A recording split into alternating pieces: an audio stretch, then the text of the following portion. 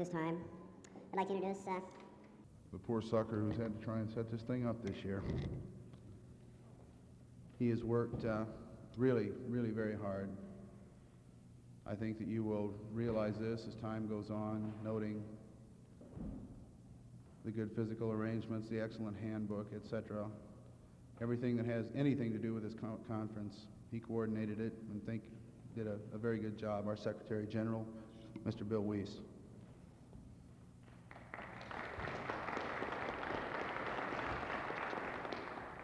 Thank you. At this time, I'd like to welcome you to the 1972 Iowa Model United Nations.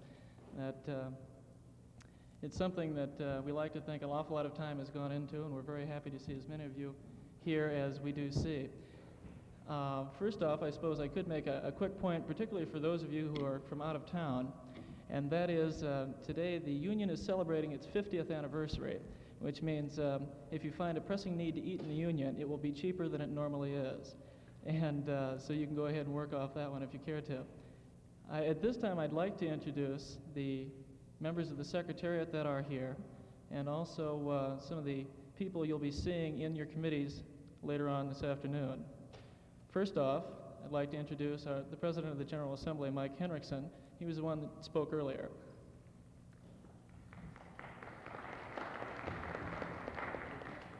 Actually, I suppose it'd probably be most convenient for you folks if you held your applause until last. Just in case I forget somebody, we can leave it open-ended. And Mike is a past Secretary General. He was responsible for the conference last year. Then also, sitting over here on my left is Phil Myers. He is the legal counsel. He's the one responsible for all the rules and an awful lot of the legwork. And then over on my right is Jane Skiles, who is responsible for physical arrangements this year. That means those of you who needed a place to stay and happened to get one, Jane was responsible. And let's see, sitting in the back, there we do, Randy Gilbreth is in charge of most of the research you find in your handbook. He will also be the chairman for the first committee later on this afternoon. Randy? And then Marilyn Hurlbut is a kind of on-again, off-again secretariat person that is always there when we need her. She'll be chairing the third committee this afternoon. I don't believe Chris Stewart is down here. He was the one that you probably had the most contact with, the ones that, the mailings that you received and this kind of thing. And I mustn't forget our faculty advisor, Mr. Dennis Peterson, who's squatting over here in the corner. And Carol Waterbeck is probably busy running a few things off. I don't see her down here. She's our communications coordinator, responsible for the duplication of the handbook that we're quite proud of this year. So, in that case, now I can safely say the Secretariat has been introduced. At this point in time, I guess I get to go to my real pleasure for the afternoon, and that is the introduction of Mr. James Kavner, who will be our speaker this afternoon. Mr. Kavner, I don't know, I guess I find him a rather amazing personality in that he's managed to do so many things, or at least accumulate so many titles in the course of the past decade.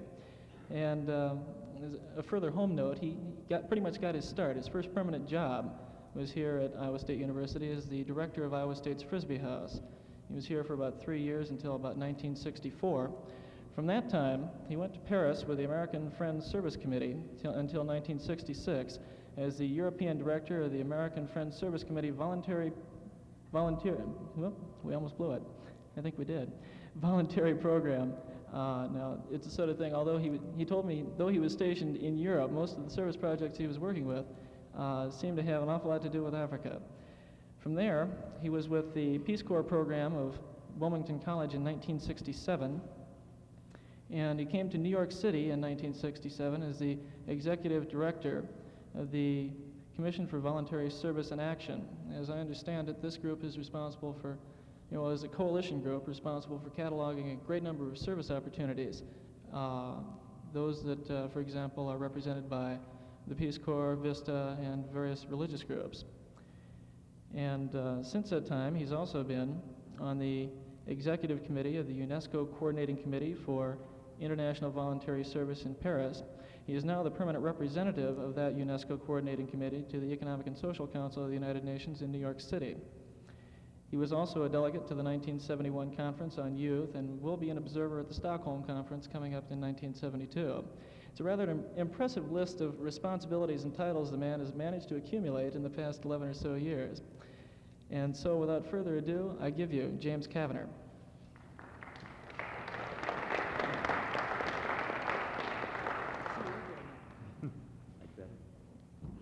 Thank you, Bill. That lavish introduction was most encompassing and probably included a lot of things which aren't relevant to my being here today, but it was mighty flattering and helpful for laying on a massive ego trip. And one point, however, I want to assert might have been more relevant than it seemed. That was the notice that this is really a homecoming for me, that I've lived in Ames for 3 years, that I know this building and that I know this annual event like old friends. And in fact, there are several old friends sitting in the room here today. To me, Iowa is an irony. It's a very uneventful place to be. History is very rarely made here, but it's a remarkable place to have been. History frequently being made by those who have come from Iowa. As the Iowa Development Commission says, Iowa, a place to grow. My point in mentioning this is more than simply to give you a pep talk or to give you an ego trip.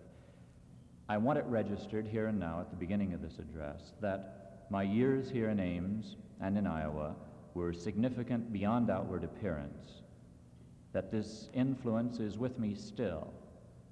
And examples of that are that I recently visited a far-out commune in northern New Mexico near Santa Fe, where I was in fact seeing a gal who was my successor here at Iowa State and who I had first known here.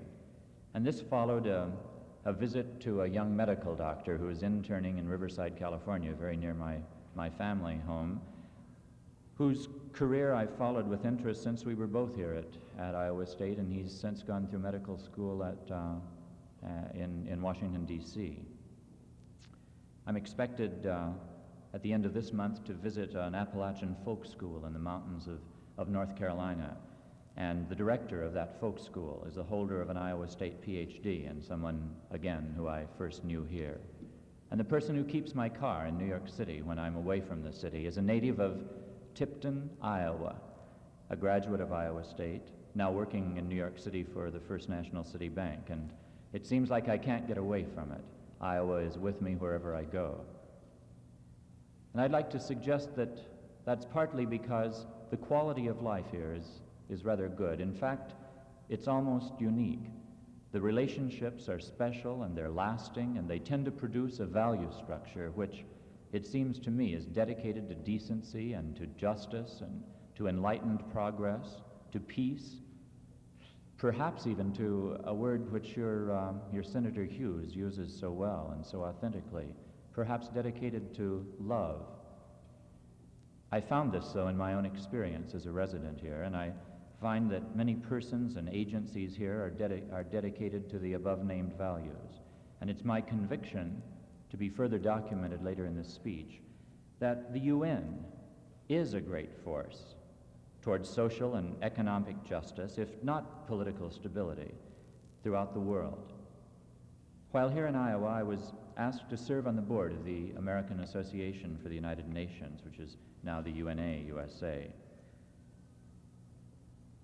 While in that involvement, I became acquainted with Mrs. James Schramm, Dorothy Schramm of Burlington, and I also got to know the Stanley Foundation of Muscatine.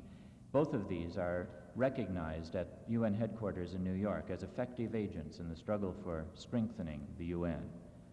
And I've grown more impressed as he's gone from the State House in Des Moines to the U.S. Senate with Harold Hughes, who was, when I was here, was in Des Moines as governor, and who in his grassroots way has not forgotten the basic human needs to which the UN Charter is directed and dedicated. On a local and on a national basis now, this man is helping legislate toward a future of world justice and equality. And then there's another Iowan from Humboldt. Some of you may have seen the recent TV appearance of this man in illuminating his hometown. Harry Reasoner, a very reasonable and yet urbane man who is reporting out the UN news from the perspective of an Iowa childhood. I want to suggest that's a very good childhood indeed.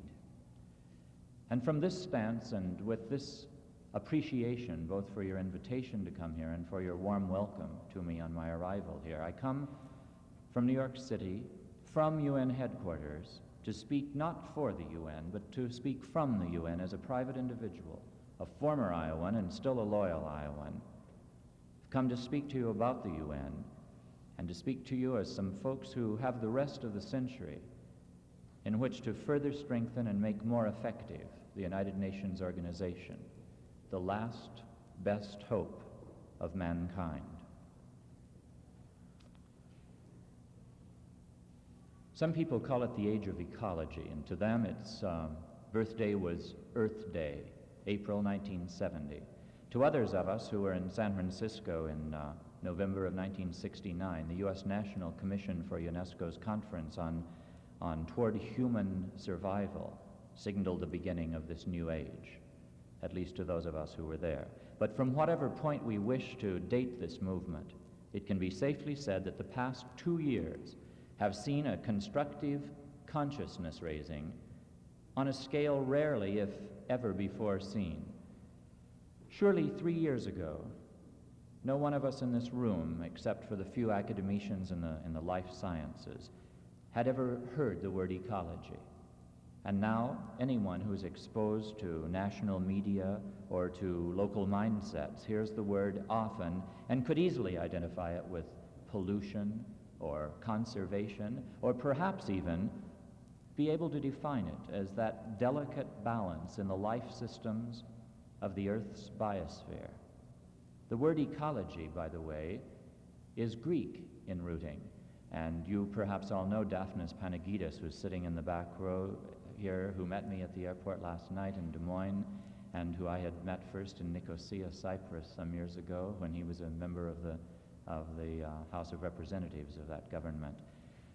Daphnis knows better than I the root source of the word ecology. But my understanding, and I'll let him shout and wave and stomp his feet if I'm wrong, is that the Greek word comes from the word for house. And one way to understand our use of the word ecology is to define it as the science of efficient housekeeping.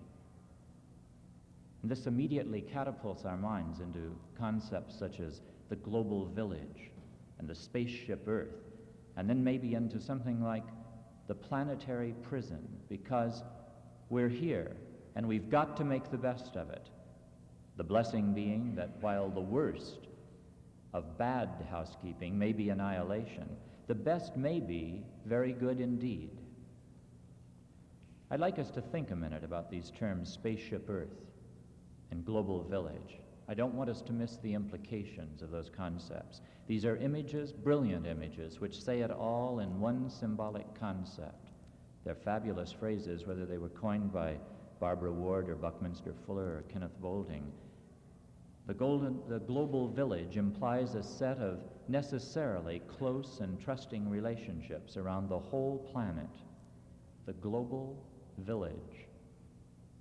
Spaceship Earth, on the other hand, presumes those close relationships. And then it goes on to remind us that our support systems, air, water, food, space, all of those systems are significantly limited, and that our refuge is going along with us permanently, wherever we go. A spaceship Earth, limited resources, and everything we abuse has to stay with us. No way of getting rid of it. They're vivid images, aren't they? It's useful to think of the planet as an orange, and the biosphere, that very thin strip of air and water and earth which will support life. The biosphere is roughly equivalent to a thin skin on a very large orange. But you know all that, and those of you in the life sciences and those of you who are products of Iowa State University particularly know this, because In the first place, this isn't 1969, when we would have had to have recited the whole story, but this is 1972, and this is the year of the United Nations Conference on the Human Environment in Stockholm, only 11 weeks away.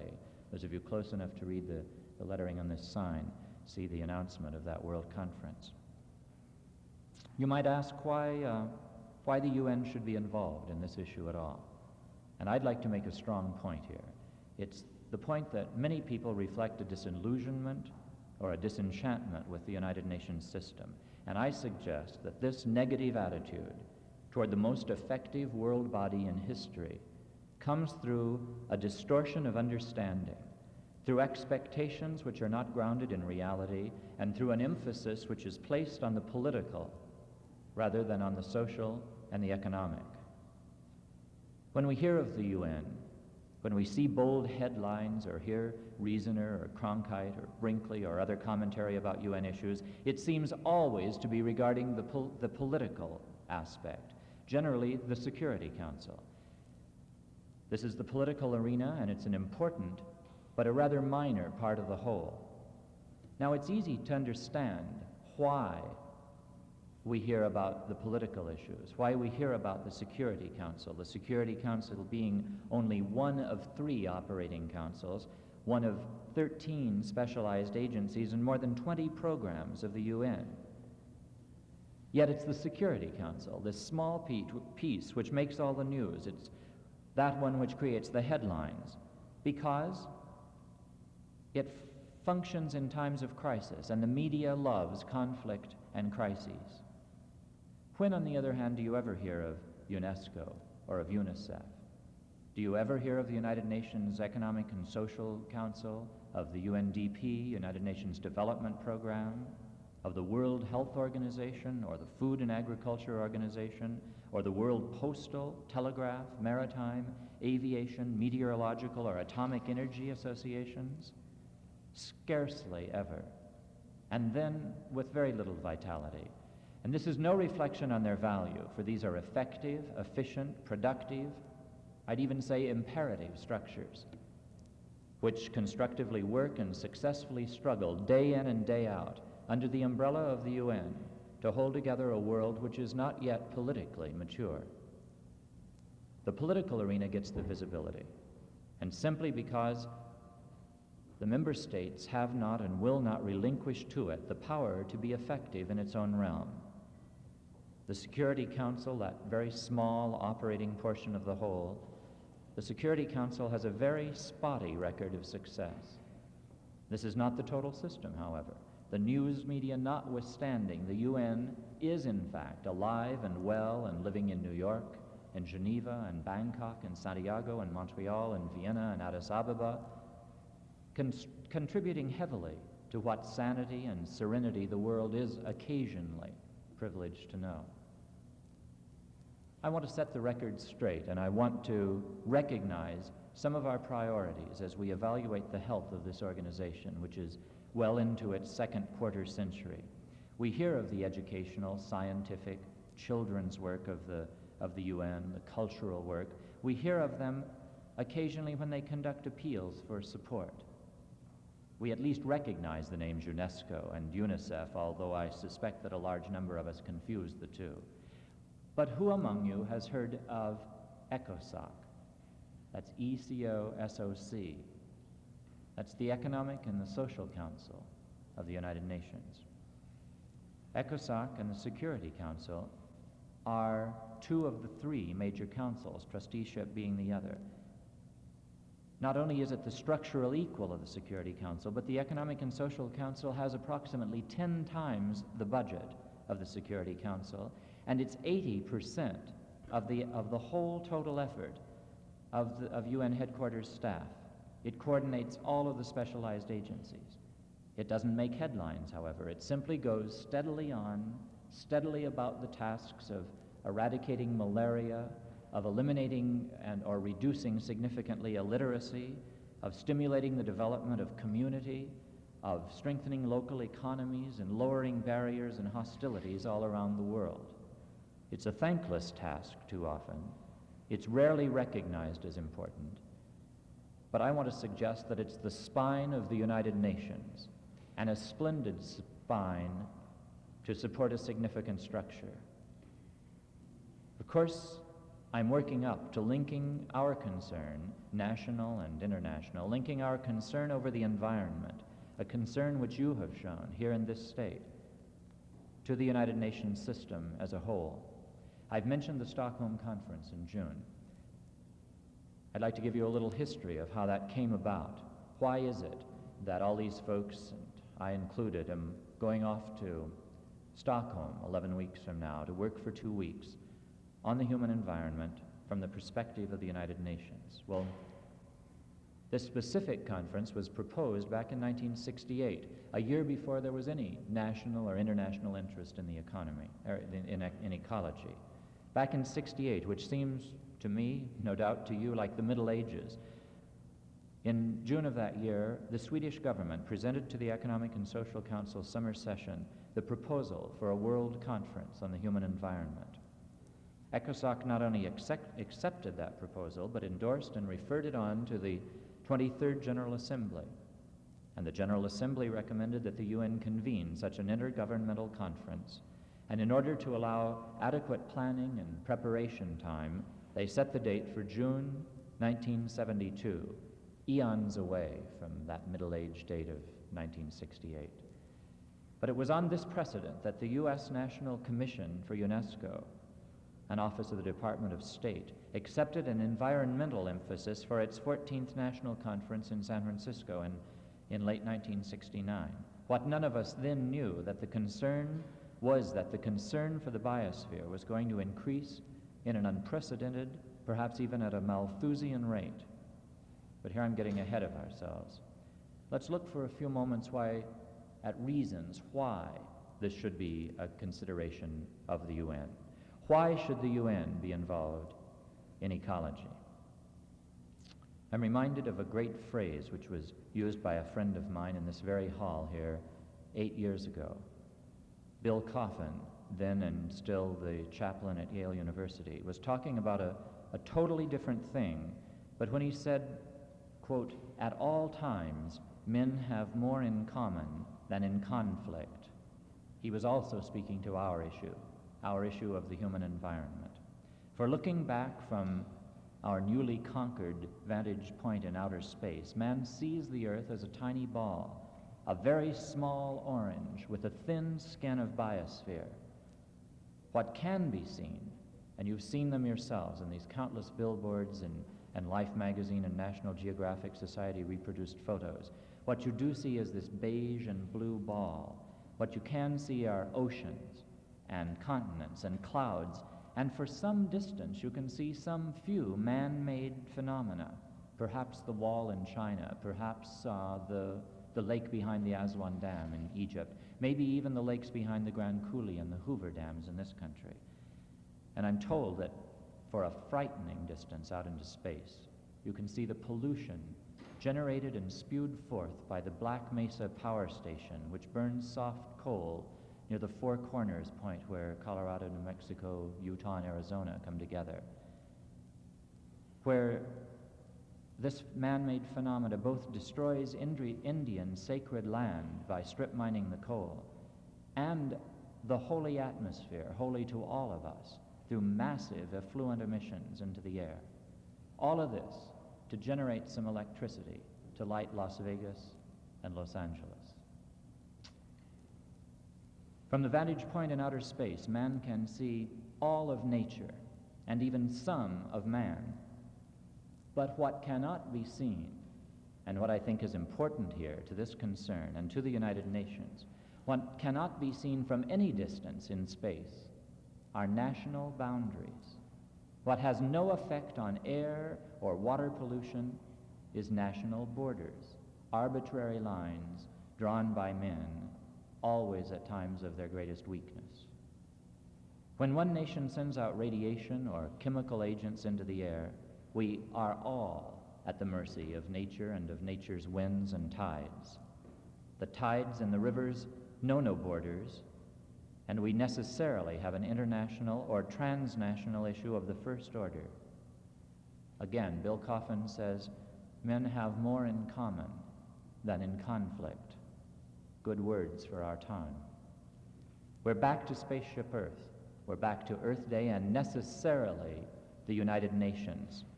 For who else can speak to and for nearly all of us on this common planet? Speaking for us, let me quote the just retired Secretary General U Thant, who has said, quote, "Like it or not, we are all traveling on a common planet. We have no rational alternative but to work together to make it an environment in which we and our children can live full and peaceful lives." This was not the first time that the environmental concerns had been brought to the concern of the UN. More than 22 years ago, potential perils to the human race were stressed at the first World Scientific Conference convened by the UN. This was a conference on the conservation and utilization of resources, and it was held in Lake Success, New York, back in 1949, before most of you were born, before most of us had ever heard of Barry Commoner or Paul Ehrlich or the word ecology, and before you had contributed to the problem and to the population crisis by becoming residents of this planet. And just to make more vivid the urgency and the recentness of this whole problem, let me remind you that man is the only polluting animal, and that more than 1/2 of the currently crowded world human population has been born since the founding of the United Nations only 26 years ago.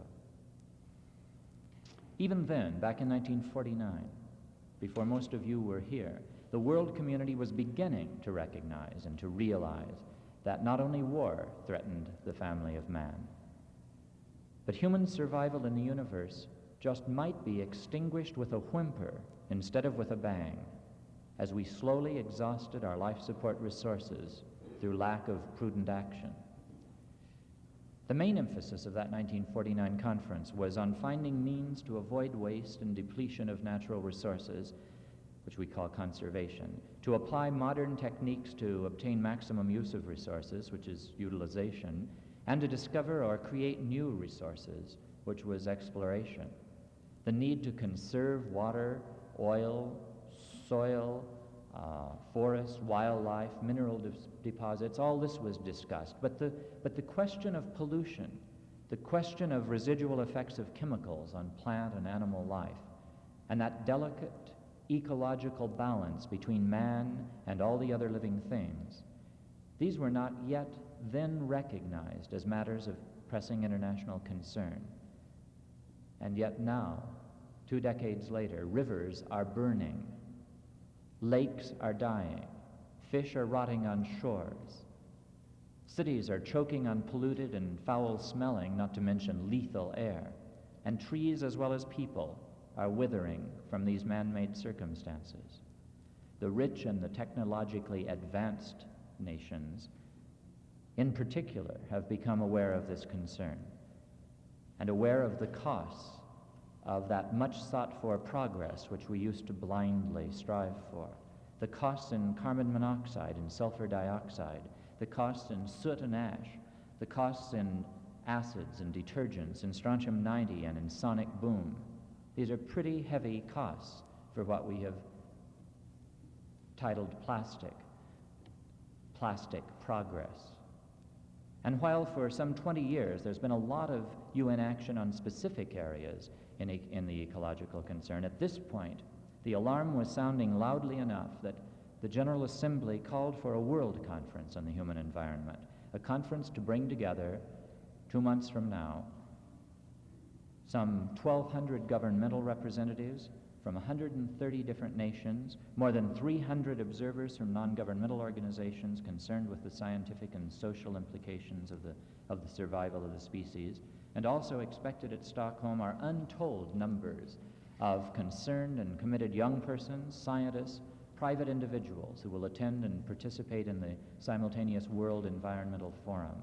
I heard an estimate last week that between 1,500 and 2,000 young Americans with no agency affiliations and no sponsorship are expected to appear in Stockholm on June 5th for this conference. It's expected that this forum will be heavily dominated by both the young and scientific communities, who have already demonstrated so much interest in the field and in this conference in particular. I guess we've all thought about the implications of the term man as the only polluting animal. We could spend the rest of the day reciting evidence for the imperative for concern for our environment. But again, I trust that those of you here at Iowa State University particularly already know the facts, know that there is something like 10% more carbon dioxide in the air at this point than there was a century ago. That in fact, smoke and noxious fumes produced in America alone each year totals 150 tons.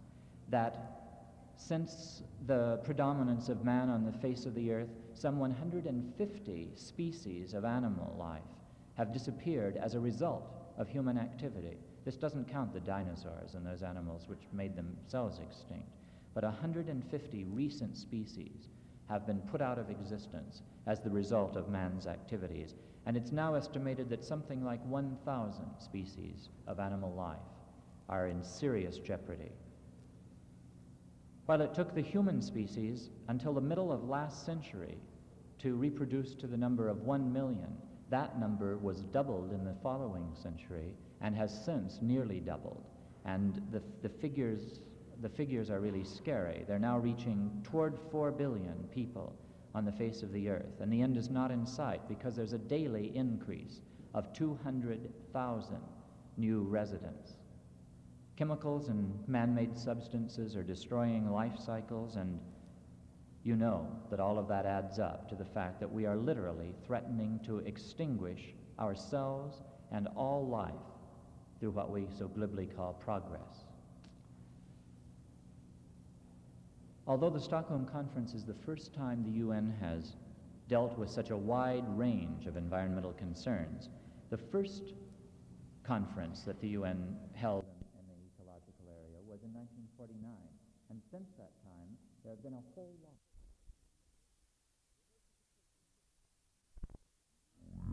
600 million, and it was predicted in 1954, the population was predicted to reach 3 billion by 1980.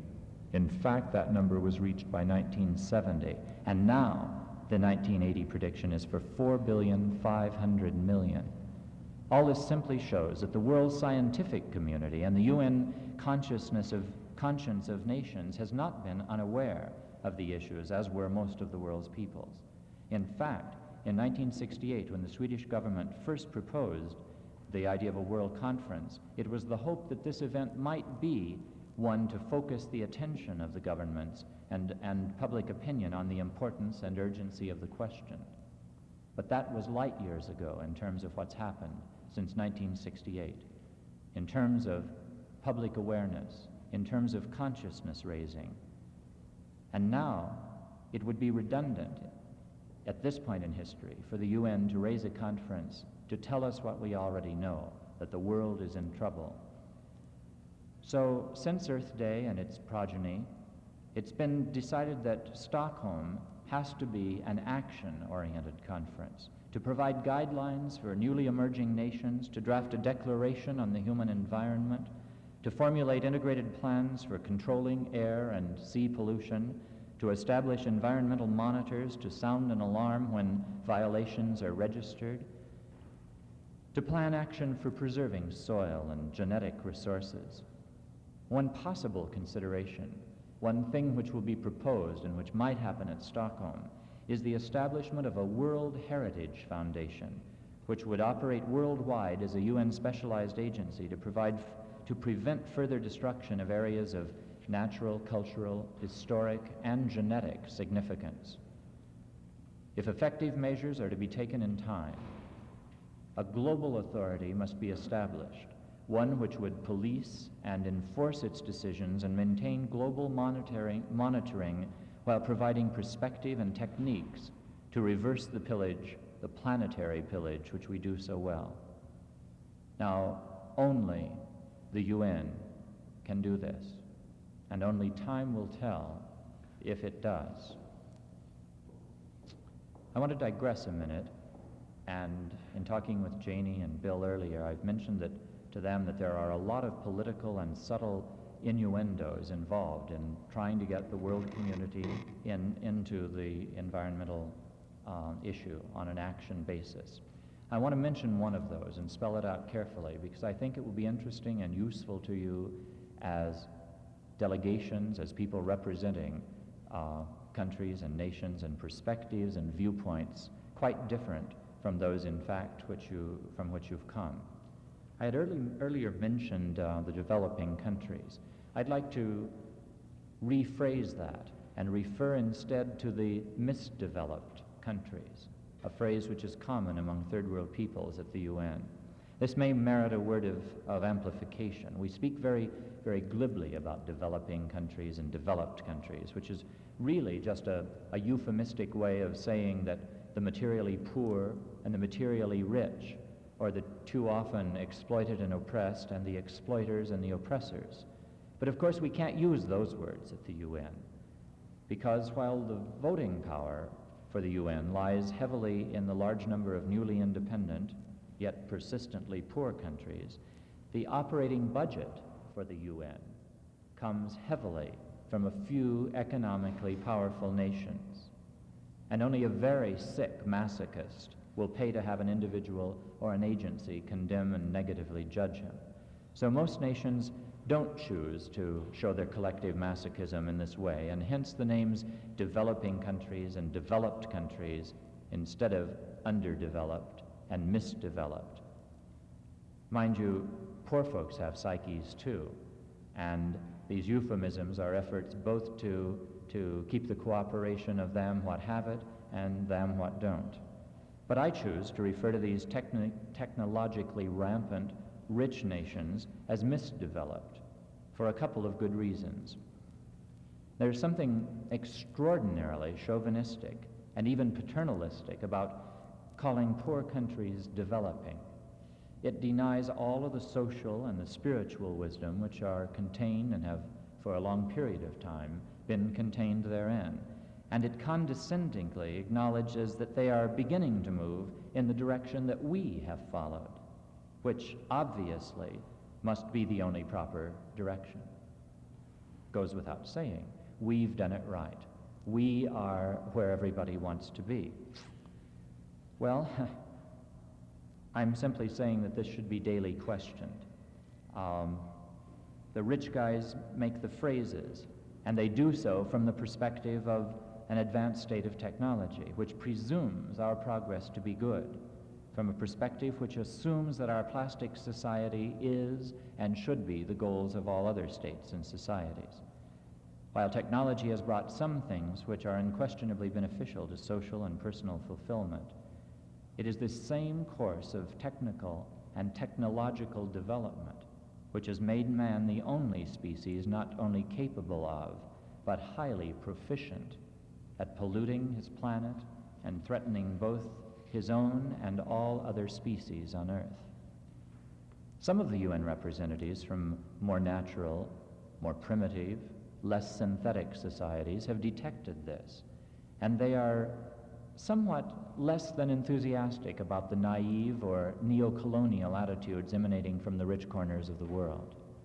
This is really quite a significant issue and an interesting phenomena from the third world in relation to the human environment. It's been the technologically abused and misdeveloped nations, those of us who we consider developed, who have been the prime movers in environmental awareness and ecological action. And we've decided that all peoples must share our priority concerns for preserving the status quo, if not returning to a purer biosphere, at no sacrifice, of course, to our comfort or our convenience. This is at best naive.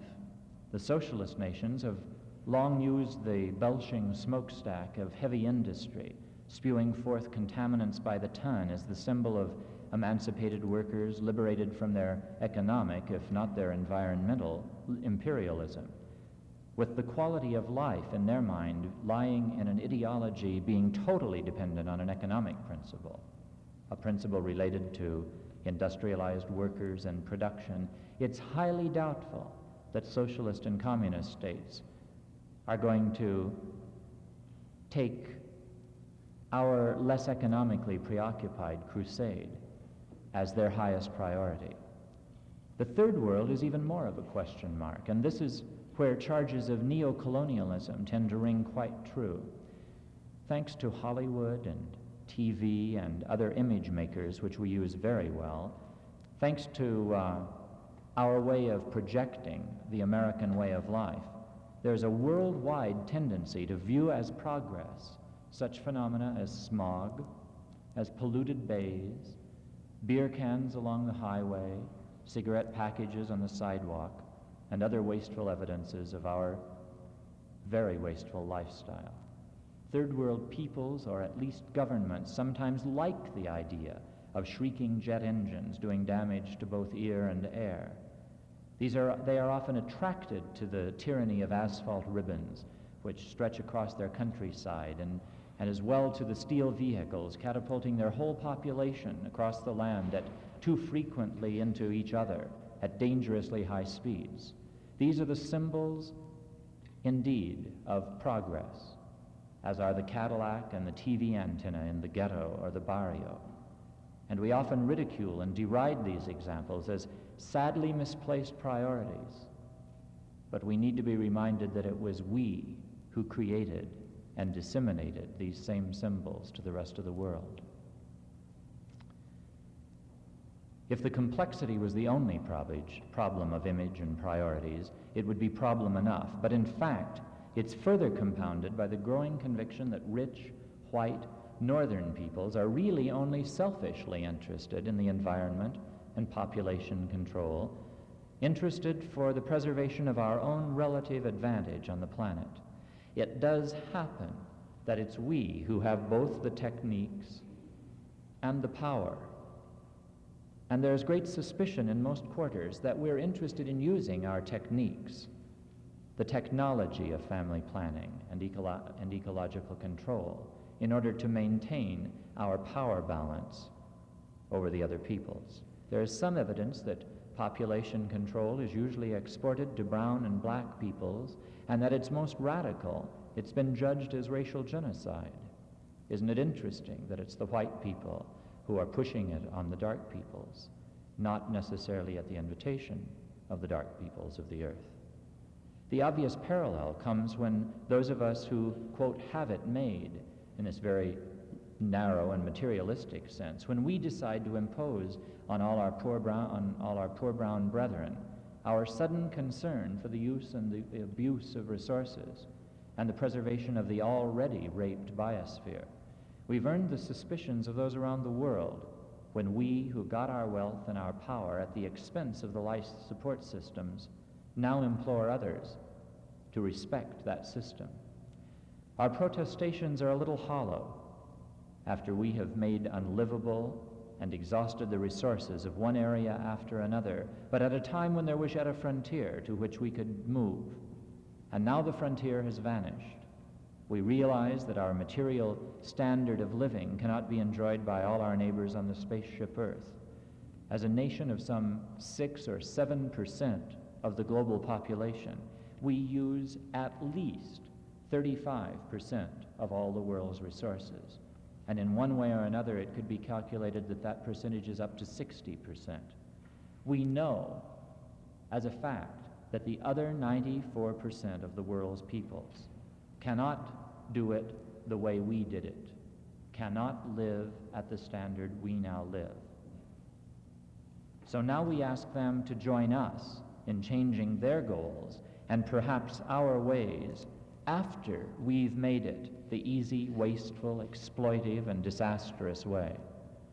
There may be room for suspicion of our motives, even resentment of our goal, and surely reluctance to join us in our new enthusiasm for the ecology crusade. And I suggest that we need some understanding when the majority of the UN's member states put higher priorities on food, on good health, on education for their peoples, and when they relegate the judicious and the wise use of the world's resources to a secondary priority, exactly as we before them have done.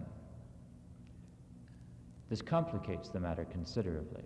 We're calling a world conference. We're giving evidence that the world biosphere is at stake for all of us.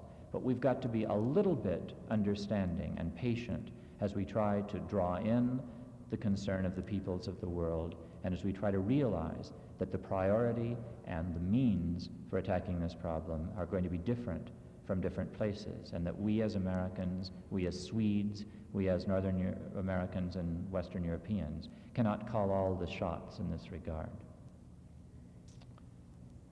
I began all this with the observation that your generation was already well into the arena of environmental concerns. And let me say honestly that that's why I chose this topic for today, because I want you to know that the UN is involved in areas which you both know and care about. And I guess I'm simply committed to drawing you into the cause of the UN, although I realize that today I'm speaking to the wrong audience. You folks here, by virtue of your being here, are already concerned. But you have reason to ask me, what can you do about it? What can you do when you go back to your other campuses or back to your dorms after this model UN?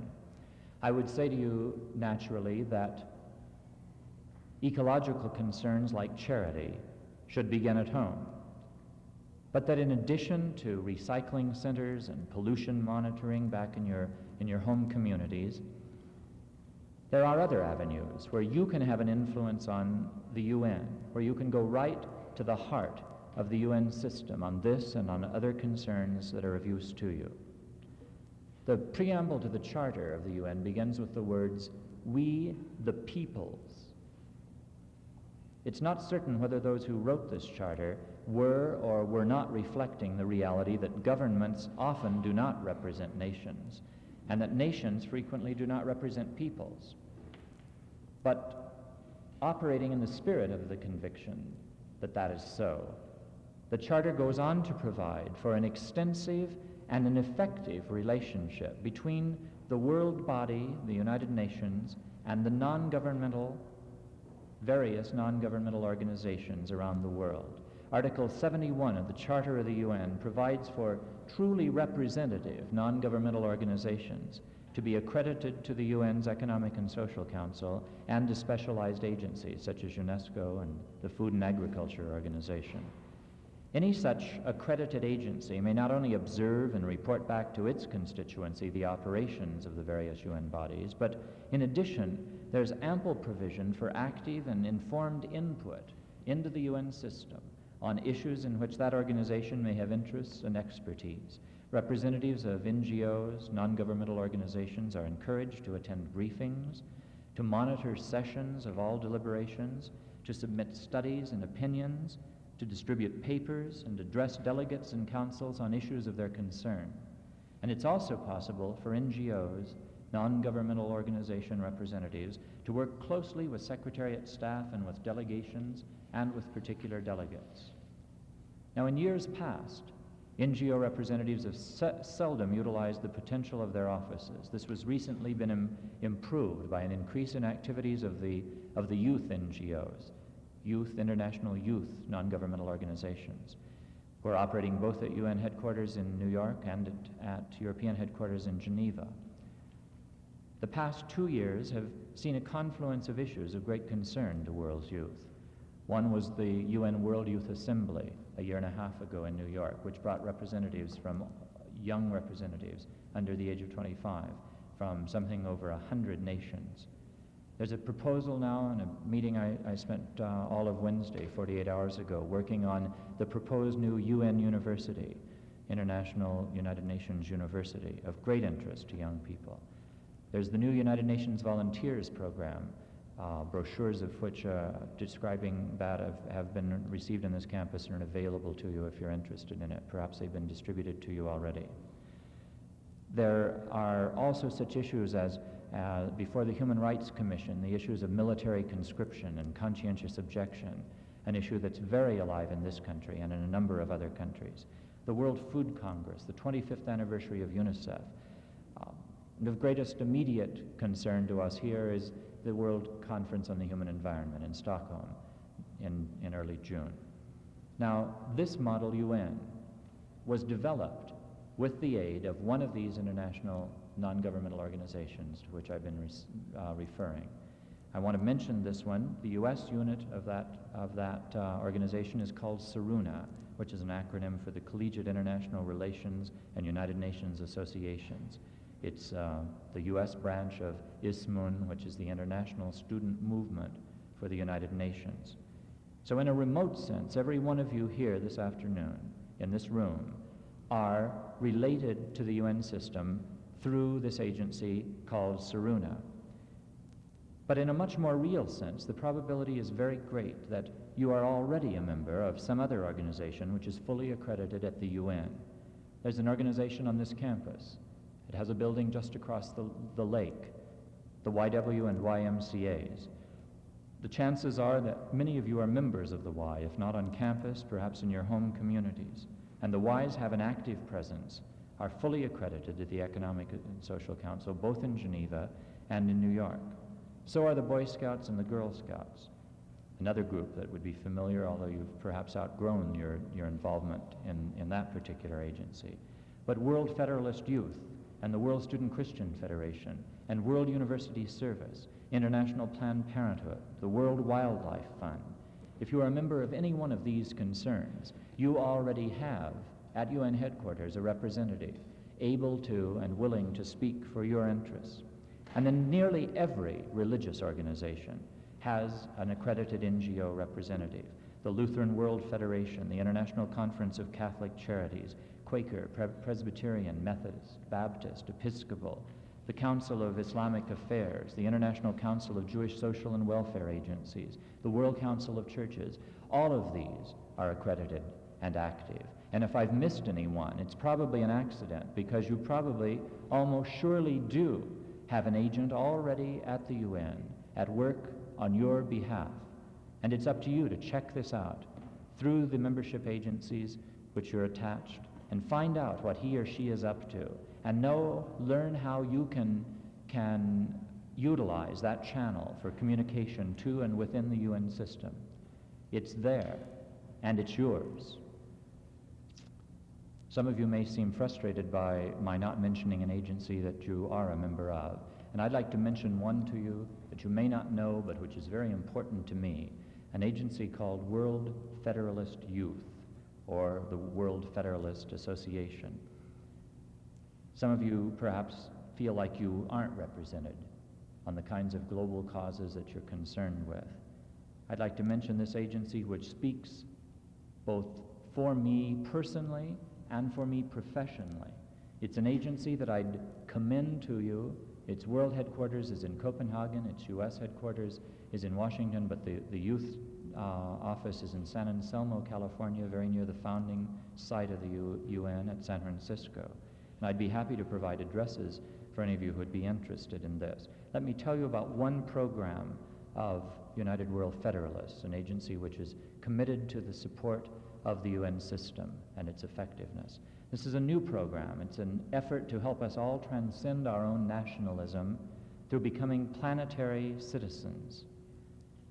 You'd be particularly interested to know that it was John Lennon and Yoko Ono who presented to the retiring Secretary General, U Thant, the first planetary passport, making him the first planetary citizen.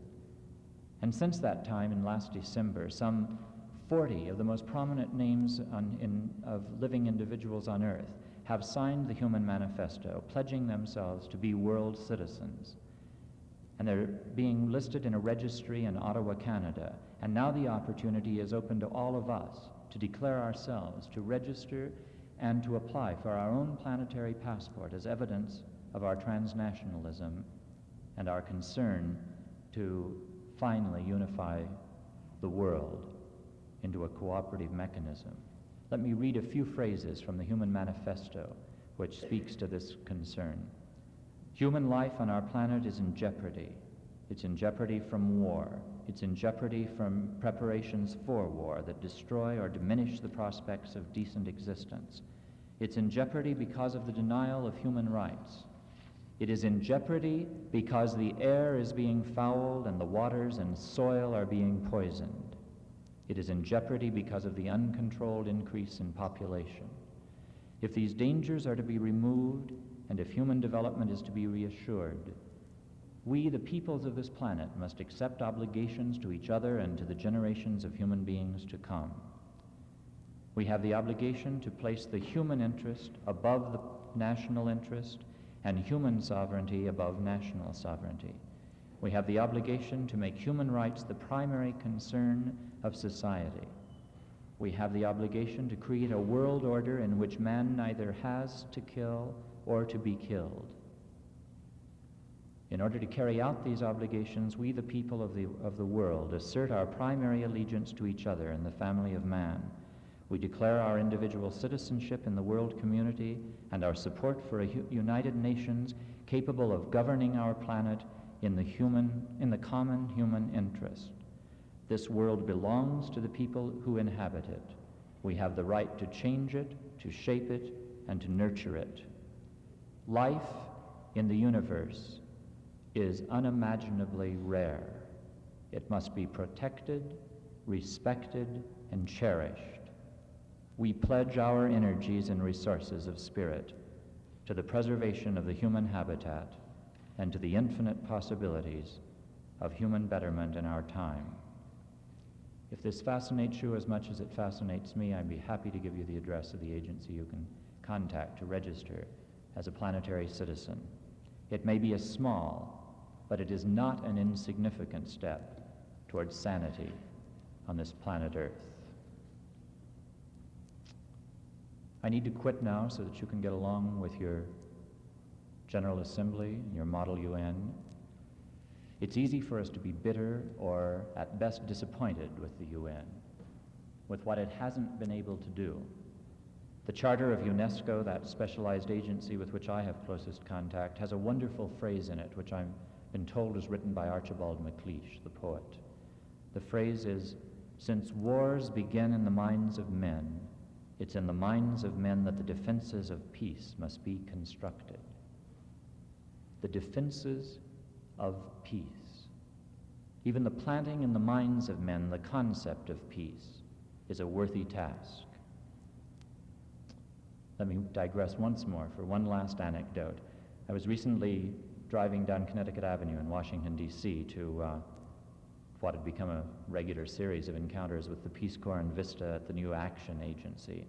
And as many of you probably know, Washington, D.C. is constructing its first subway, or metro, to be called metro, and the construction chaos threatens to further paralyze that city, which is all too inflexible at best. But all along Connecticut Avenue, we noticed construction workers literally wearing hard hats, but with long, flowing flaxen locks, shoulder-length hair cascading out from beneath those hard hats.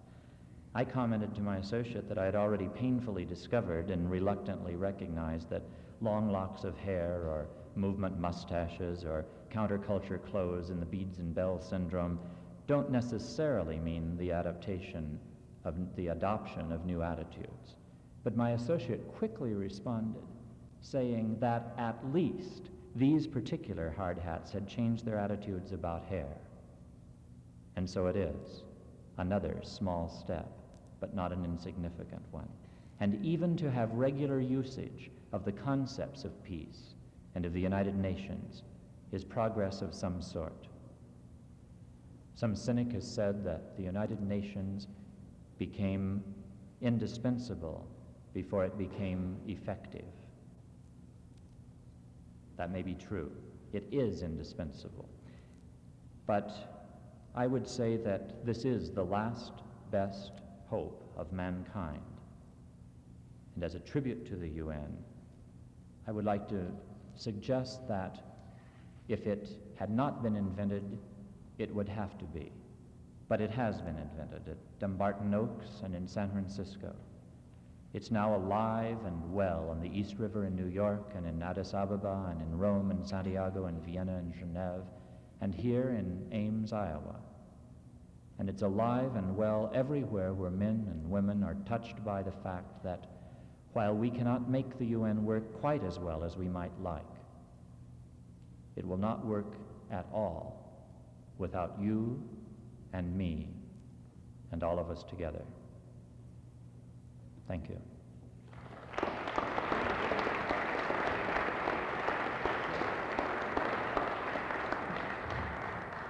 Mr. Kavanagh has consented to answer 5 or 10 minutes of questions if there are any at this time. I'd remind you that he will probably be also floating around with us during the course of the next 2 days, working, well, he might even break in on your block caucuses or something like that. You don't know. What's in his mind, I'm not at liberty to say. But if there are any questions at this time, Mr. Kavanagh would be glad to answer them.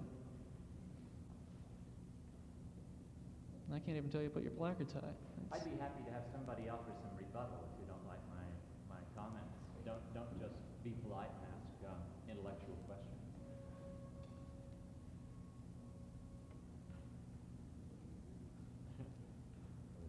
Yeah, we're all in agreement then. Come on, troops, it wasn't infallible. Well, I'd suggest that if you do come across a pressing question over the course of the next couple days, and you happen to see this fellow running around in the halls, corner him and slam him up against the wall. Not bodily, of course, but go ahead and ask a question. He'll be around and happy to speak with you.